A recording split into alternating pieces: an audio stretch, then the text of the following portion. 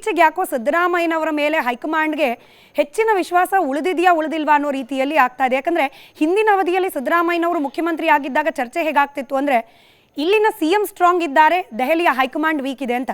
But ಈಗ ಯಾಕೋ ಸಿದ್ದರಾಮಯ್ಯನವರ ಕೈಗಳನ್ನ ಕಟ್ ಹಾಕಿದೆ ಹೈಕಮಾಂಡ್ ಅನ್ನೋ ರೀತಿಯ ಅಭಿಪ್ರಾಯ ಬರ್ತಿದೆಯಲ್ಲ. ಇತ್ತೀಚೆಗೆ ಒಂದು ರೀತಿಯ ವಾತಾವರಣ ಇದೆ.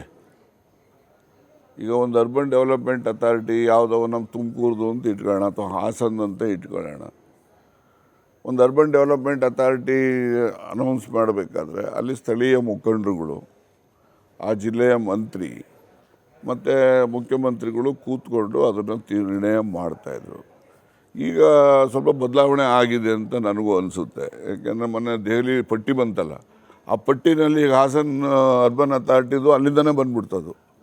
ಅದು ಆ ಪಟ್ಟಿ ನೋಡಿದ್ಮೇಲೆ ನನಗೆ ಹಂಗೆ ಅನ್ನಿಸ್ತು ಅಷ್ಟೇ. ಆದರೆ ನಡವಳಿಕೆಯಲ್ಲಿ ಯಾವ ರೀತಿ ಆಗ್ತದೆ ಅನ್ನೋದು ನನಗಿನ್ನೂ ಗೊತ್ತಿಲ್ಲ.